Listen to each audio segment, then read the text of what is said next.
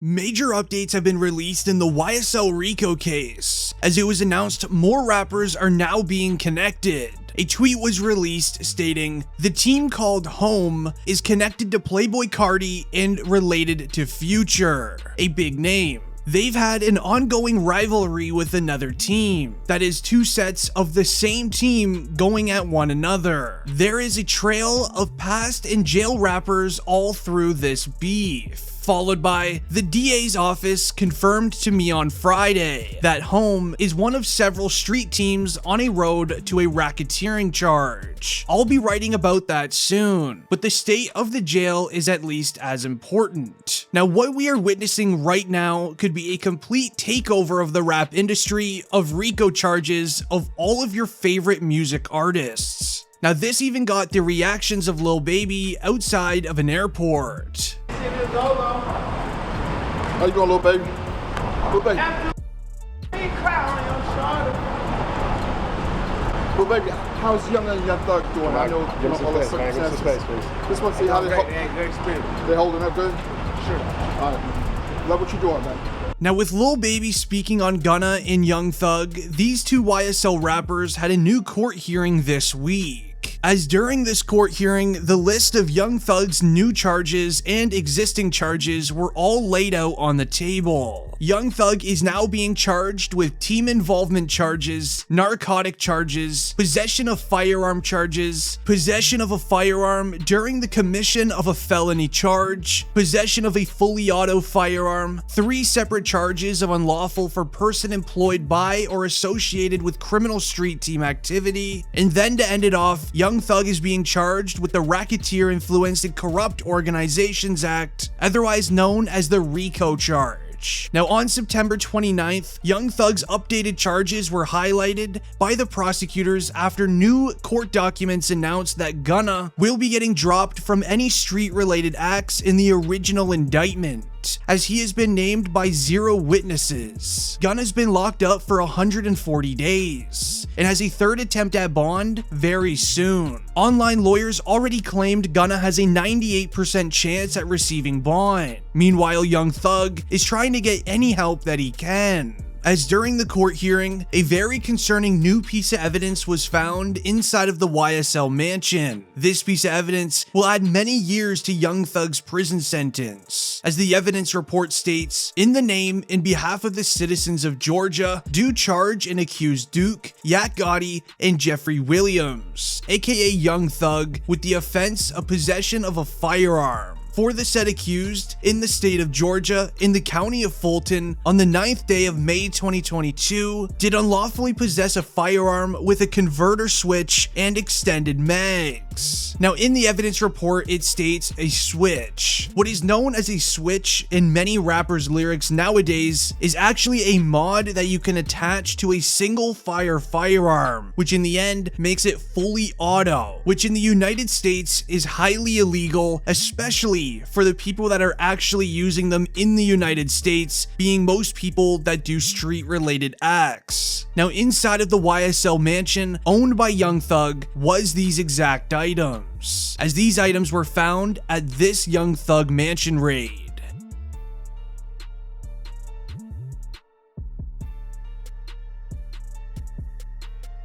Now, however, here's where it gets even more concerning for Young Thug, Gunna, and YSL members, as it was announced on October 15th that prosecutors filed a motion to delay the trial date. This will delay the trial until March 2023, and they will try everybody together at once. As it states, the 6th Amendment to right to counsel guarantees a defendant the right to effective assistance of counsel. In the present case, 25 of the 28 defendants are currently in custody. 8 of those defendants in custody still lack counsel. The state moves this court to continue the trial in the case until March 27th, 2023.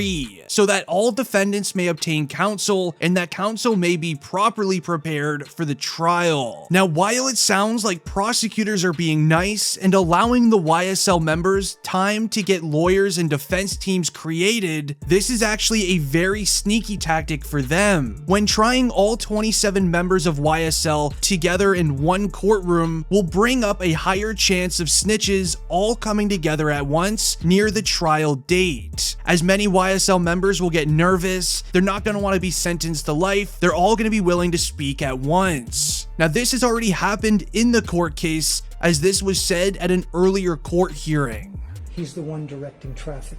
He is the one they're all afraid of. He's the one that's king slime.